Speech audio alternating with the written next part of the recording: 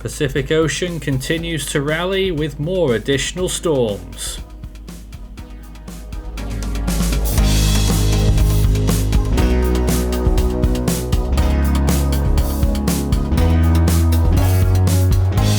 And now the latest around the wide world of tropics. Tropical weather bulletin for August 19th. So now we have 4 cyclones active. Ampil is almost out. Jongdari has just formed near the southernmost Ryukyu Islands. Ernesto reaching a second peak as a Category 1 hurricane. And Gilma, the newest addition to the fleet of Eastern Pacific systems that are active right now. Well, it's day 80 of the Atlantic hurricane season, and Ernesto pulling away from Bermuda and heading towards Atlantic Canada.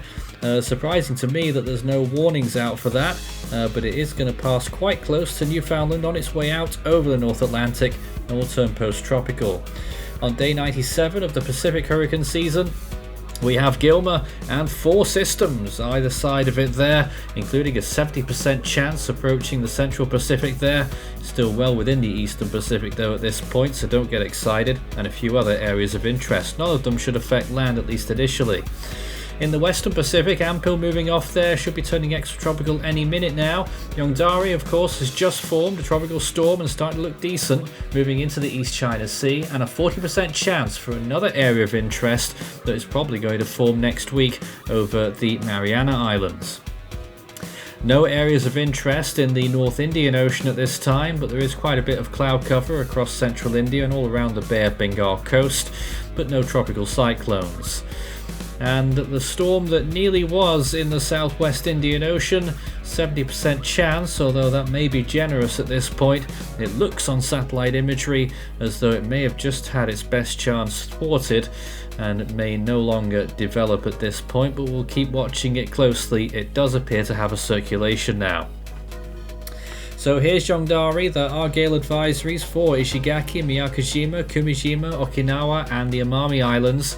It is currently just 20 kilometers from Miyakojima, 252 from Okinawa, 518 from Amami, 793 from Shanghai and 919 from Jeju, the southernmost island of Korea.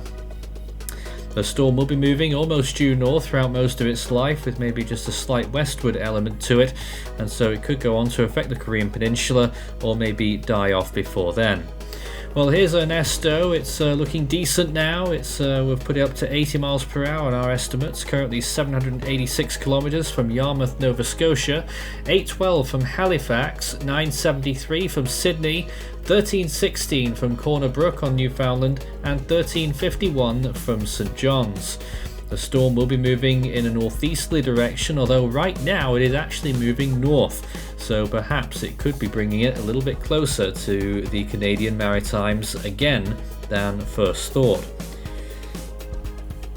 Let's take a look at it on satellite imagery, and this is what Ernesto is looking like right now. You can clearly see that northward jog in recent frames, but looking quite good as far as hurricanes go. Quite surprising to see that the intensity is pegged so low for the storm. National Hurricane Center's last advisory gave it 75 miles per hour. Be interesting to see what recon find. I think they're on their way to the storm or possibly in it by the time this recording goes out. So certainly an interesting looking storm. Pressure believed to be in the low to mid 970s, but certainly looking quite impressive. And again, it would be a surprise if it is only barely a Category 1 hurricane. Although, having said that, yesterday and early this morning it didn't look quite so good. It has improved dramatically today. Here's the Western Pacific then. You can just about see all of the activities on the 4 corners there of the screen. Ampil right at the top right there. Of course, you've got the new Storm Jongdari on the left-hand side near Taiwan, just about influencing their weather with a little bit of rainfall. But in general, an interesting setup here. Another little system over there in the Western Pacific as well, actually, in between that and the Mariana Islands. This is Gilma right now, moving westwards. It's partially exposed exposed, clearly got strong wind shear on its eastern side, blowing up some cloud tops, but it is struggling just a little bit right now. National Hurricane Center expect gradual strengthening. This is Ampil on its way out, of course, and what a storm that has been. Still throwing around a lot of power, around 65 mile per hour winds, and a pressure estimate, I think it was about 974 millibars. It will stay quite a deep storm as it moves through into the Aleutian region.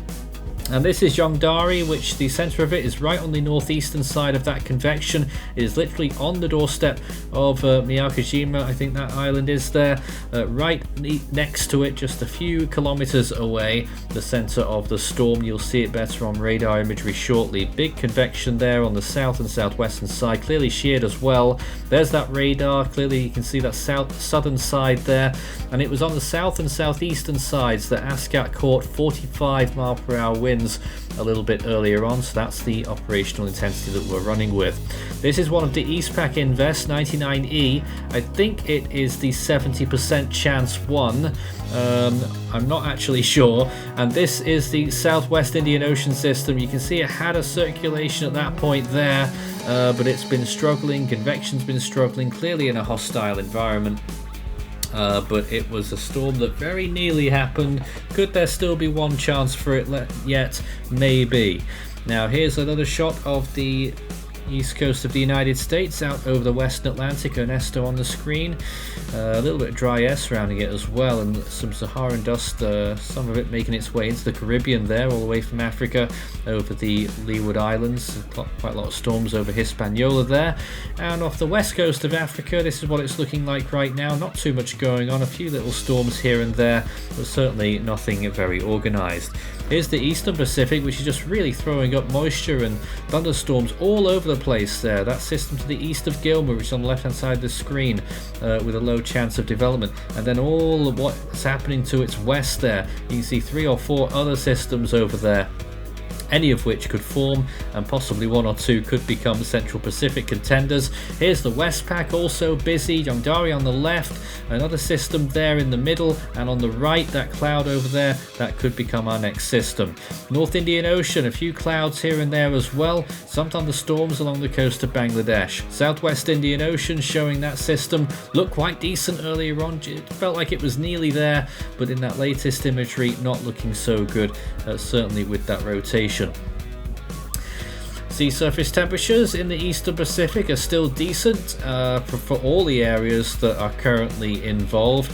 At least 26 degrees Celsius further west, escalating up to around 30 degrees along the coast of Mexico. Gulf of Mexico extremely warm, especially in the north near Louisiana, 32 degrees in a couple of spots.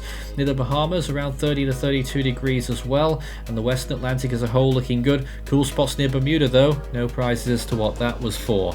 Here's the western Pacific, tons of very warm waters there. A few little cool spots on the right from Ampil, but on the left there, near the Ryukyu Islands, extremely warm for Jongdari. And this is the North Indian Ocean, some decent temperatures there, pushing 30 degrees as well in the Bay of Bengal. Sea surface temperatures are roasting almost across the board in the northern hemisphere.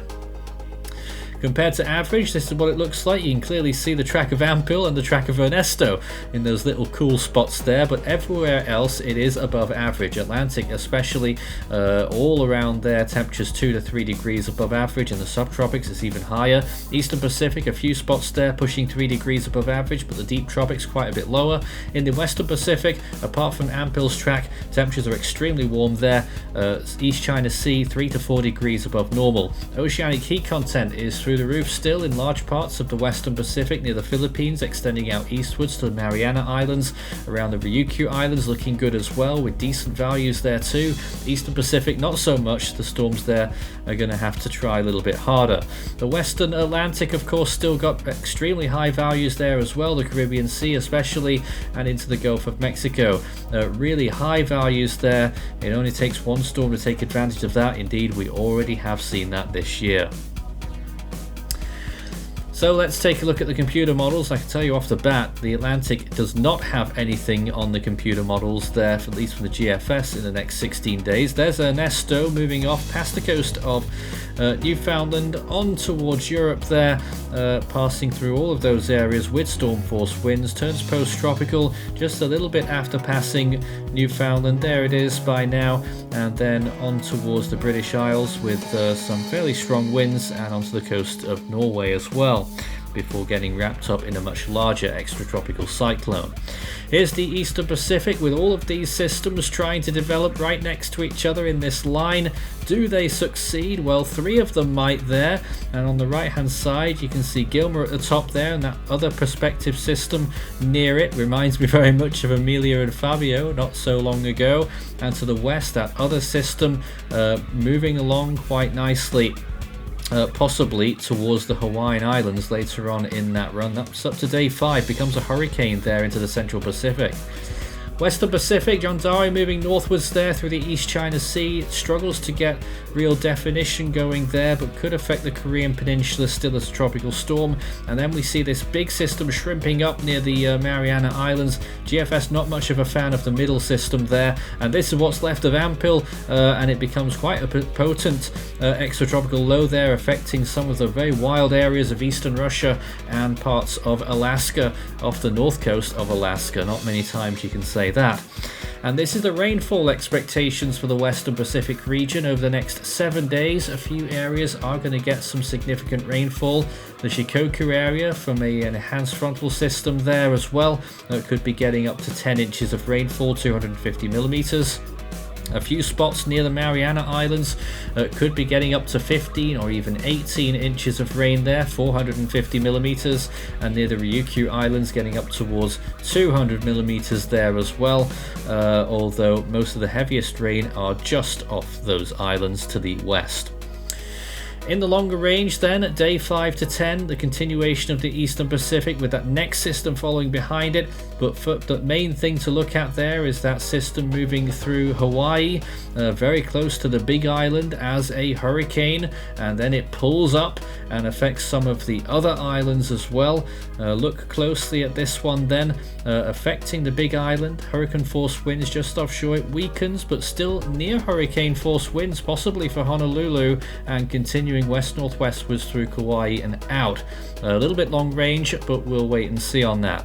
Meanwhile, this other Western Pacific storm really blows up towards day 10 and blows through the Amami Islands there as a category 3 or maybe 4 before stalling quite a bit and moving around Kyushu.